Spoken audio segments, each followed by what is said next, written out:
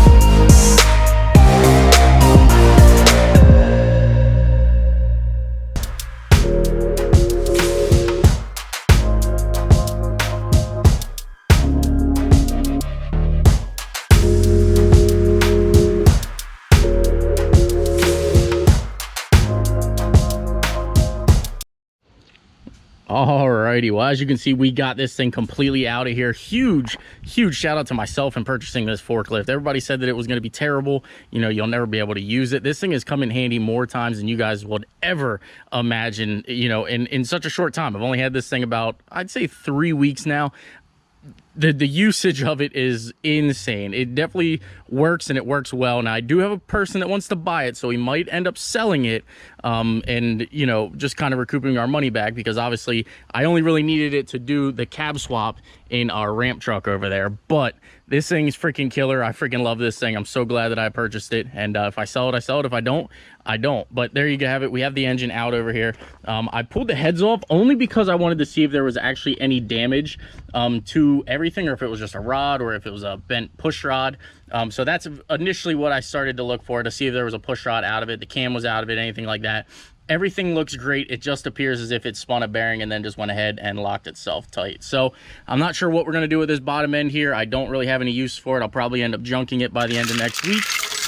But everything, seems like it was in pretty good shape. Seems like it was actually, somewhat taken care of, other than the mud and everything from Mike going off-roading and everything. But this thing seems freaking killer, and I can't wait to get the new engine in. So without further ado, let's get the new engine prepped and get it tossed in. This is about 2 or 3 days later. It obviously rained for 2 or 3 days here. Actually, it was like a day and a half, and then today it's been pretty crappy outside.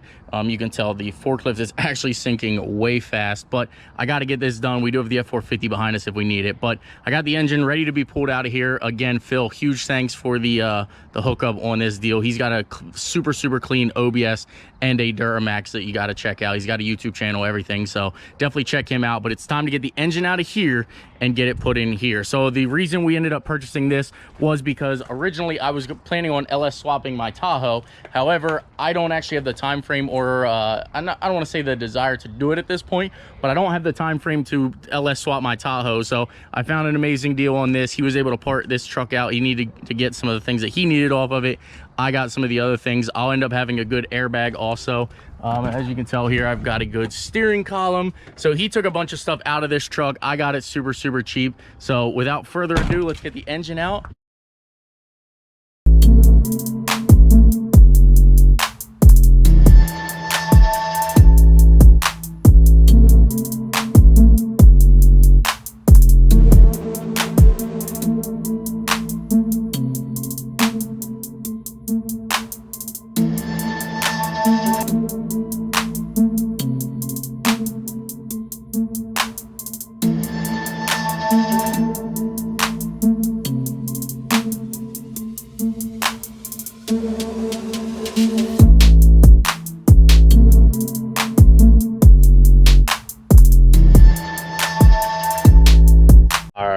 Well, as you can tell, we did take this out a lot differently than we took it originally out of this engine. That one over there, we basically went ahead and unplugged everything because we knew what we weren't going to save.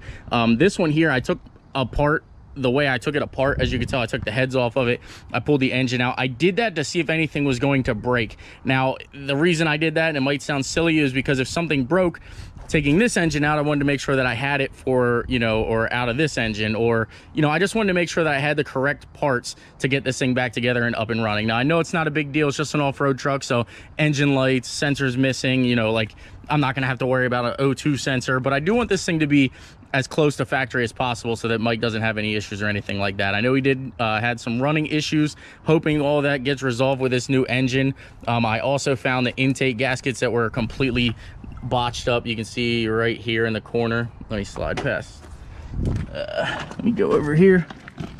You can see how botched the intake gaskets were in the corner. They were just completely mangled and in terrible shape. This one, you can tell there, it's completely blowed out.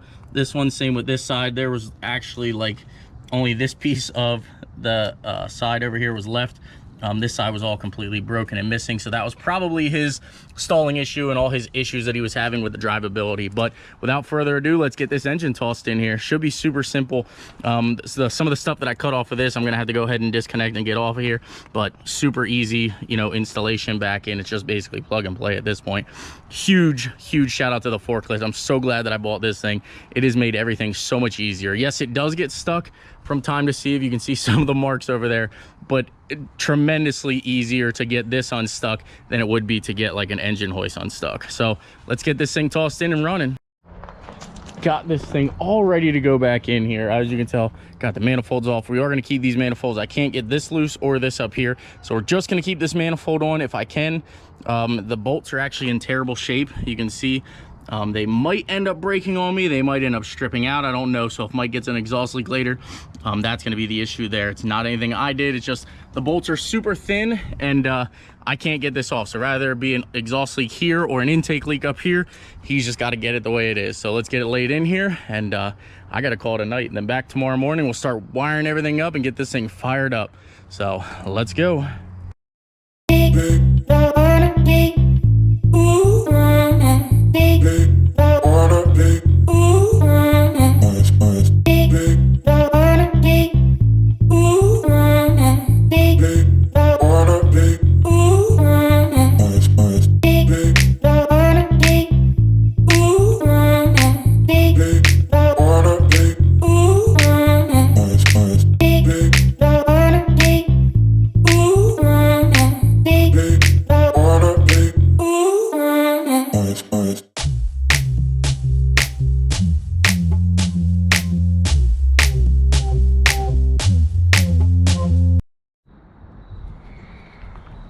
All right, guys, well, we are back. It is finally the day that I think we're gonna actually get rid of this thing. So as you guys did see in the previous, I did get the engine laid in. I didn't go ahead and finish recording and everything. Again, I've been having GoPro issues until now. Recently, what you see is actually being filmed on a new GoPro, so I'm happily hoping that all of our GoPro issues are over with. So we've got the engine and everything in here. I've got the power steering pump. I'm not sure where exactly I left off, but I got the power steering pump swapped over. I've got all the electronics and everything that Mike originally had installed on here installed. I haven't actually fired it up since I fired it up on video, which I'm not sure if I can even download that footage because that was a GoPro that has had a bunch of issues, and the SD card I think was actually messed up. So I don't know what all I have on here, guys, or what all I don't. If you do want to see the fire up video, definitely go check me out on Instagram at sendit_Steve. I'm on there, and I definitely will post a me firing it up video. You can't miss it. There was a huge catastrophe with the power steering pump and everything, but it is what it is. This thing's finally up and running, ready to be delivered, and I hope Mike can take delivery today because we're getting stuff cleaned up out here. So as you guys do know, there was a big pile of mess here, a huge pile of mess here. This is dwindling down. That pile down here I have absolutely, you know, pretty well cleaned up here. We'll get it all taken care of. Obviously the batteries are cores, and then that's the exhaust to the F450 up here. So the only thing we have laying around is stuff that we actually need. That AC condenser actually goes to the Tahoe up here. So everything that's still here we actually need. I'll burn that crate later on. I got a full trash can over here. Trash day's coming up. We'll get all that dumped and trashed, but everything's making good headway. So without further ado, I know you guys are here to hear this thing run. Let's get it fired up. So I'm gonna pull the F350 up here, which if you didn't see yesterday's video, definitely check that out, or whenever I posted that video, definitely check that out. The F350 is back in the streets. I'm freaking loving that thing, but let's get this thing fired up, moved, and I believe if Mike's not gonna pick it up, we're gonna put it on the ramp truck and take it on the ramp truck. So let's get it fired up here. Alrighty, so again, I've already had this thing running here. I haven't actually had it running since I fixed the fuel line here. So let's go ahead and prime it a little bit. Hopefully you cannot hear my copyright music, because I like it when you do that. Right there is playing. Oh, fire's right up. All right, so again, Mike did actually shoot the one fuel line here that somebody made, and it was a kind of a weird section that somebody put in here.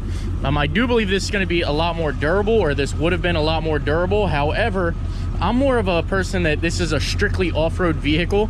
If something like this were to happen while you're on a trail, you can't really just fix this. So in my experience, the best way to do something like this is to just go ahead and put a rubber hose in, and then, you know, put the rubber hose out of the way. That way, if you do have any issues like this, all you have to do is run to a hardware store and get clamps if you need them, or a rubber hose. You don't need, you know, tools or to get the new fittings or anything like that. You can just get a rubber hose and put it back in order. So that's what we ended up doing here.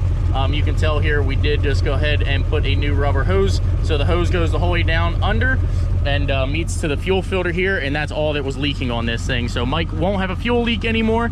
This thing actually sounds freaking incredible. We do still have some gauges lit up here, but I'm not too concerned about that. Mike's not concerned about that either.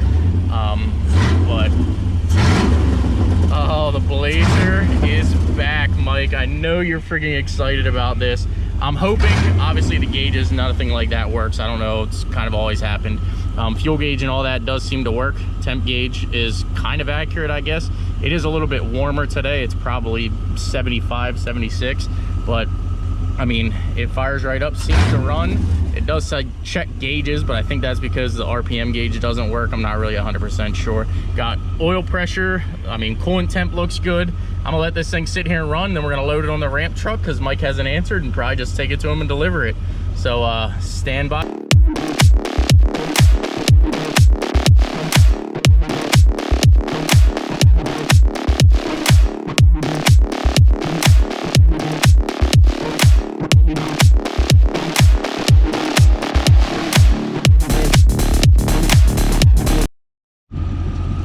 Alrighty, well, again, I'm not sure what Mike is going to do here. I text him. He did text me back here. I'm not sure if he's going to get it today. I've driven this thing prior to it actually being the cage and everything, and this engine definitely feels like it has 10 times the power that old engine had. I mean, as you can tell, it knocked the tires off of this thing super easy, and I'm sorry, Mike, I had to do it. It was sort of a kind of a test procedure. I wanted to make sure, because we did a trans service to this also, so I wanted to make sure the trans was shifting. It obviously shifts. This thing is freaking ready to rock, ready to roll, and I am freaking pumped. I can't wait for winter to hit. I know Mike's got to be excited. I can't wait for winter to hit, and just for us to get out here and start having some fun again.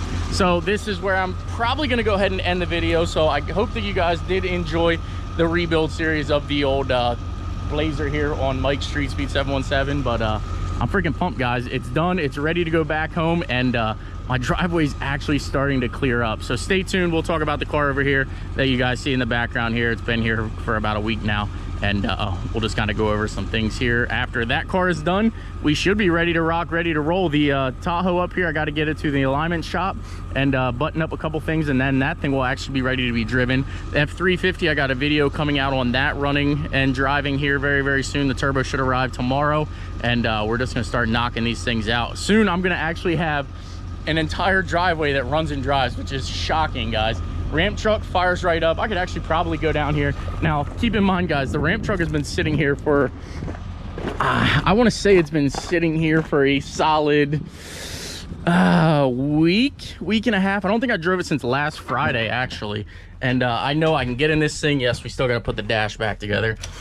Pump the pedal twice, boom, boom, and it should fire. Fires right up. So I freaking love this thing. This thing is together. This thing is ready to rock, ready to roll. I don't have any issues with it. The F350, obviously I put new batteries in that. That thing's running and driving perfect. Once we get the new turbo, the tuner, and everything installed on that, that thing's gonna be killer. And then it's time to resurrect the C5 here. So again, guys, I hope you guys enjoyed the content. If you did, please give it a big thumbs up. We'll see you guys in an upcoming video. Please subscribe, and Send It Steve is out.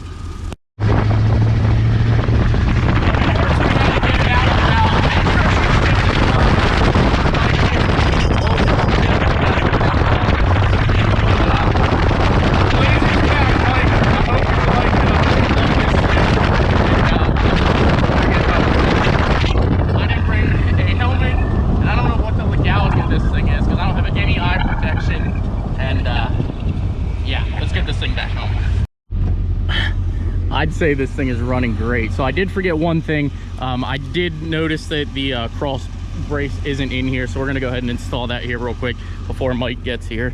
But I mean, it's running and driving great. It's definitely not a highway vehicle, you can tell. It definitely has some shakes and some shimmies and all that, but if Mike wants to go ahead and straighten that stuff out, we can. We've got a good basis on it, and I mean, this thing's got way more power than it did before. It literally was knocking the tires off when I was pulling out from stop signs. Well, sorry for stuttering.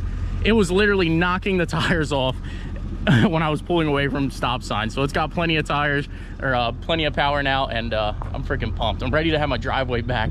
We can then get the F450 down here and start tearing into that. But first, C5 content for you guys. I know you guys are dying to do that, but I'd rather at least make that car running and driving. So let's get the crossbar tossed on here, and Mike should be here momentarily to pick it up. Back, baby.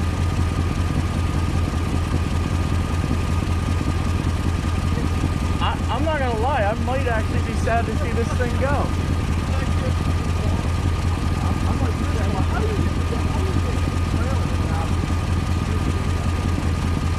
I need to fuel up.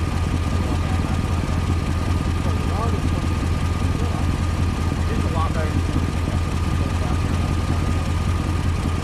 than between the fenders. They're gonna fit between them. You're not gonna run them over, are you? Dude, I gotta do what I gotta do. I measured, I think it'll fit. If it's not gonna clear, just let me know and we'll bring it over in the Ram truck. It'll clear, right? I don't know.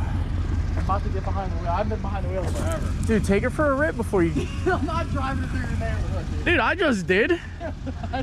I just drove it. Everything's fine. Your neighborhood is one thing. I don't want to do it. Why? Nobody cares. They might. No. They might. I'm just going to go straight forward over the rocks. Go for it. Steve, my check engine light's on, dude. Unbelievable. I don't know if it's going to be... I don't know if the trailer's wide enough.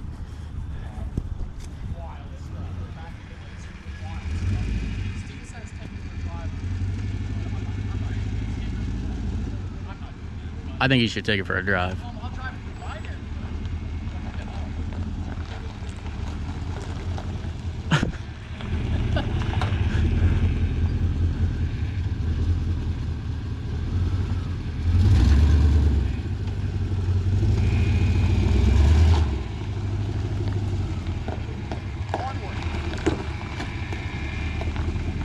Wow, the trailer's actually wider than I thought.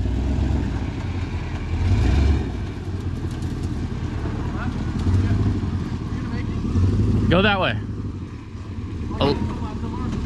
I mean, it's gonna be close, but you gotta go that way. Back up. That's real close. I mean, it's gonna rub the whole way down through. Oh, I just bought this trailer. It's like a $3,000 trailer. Yeah, yeah. All right, well, the rest of this you can see on Mike's channel. Take care, have a great night. See you, buddy. All right, well, the Blazer is going home. So again, guys, if you don't know who Mike is, which I don't know how you can't, but StreetSpeed717 there. The Blazer's done and off to his new house. Well, it's old house. It's original house. It's house. Trailer looks good, by the way, Mike. All right, guys, that's a wrap. Take care. We'll see you in the next one.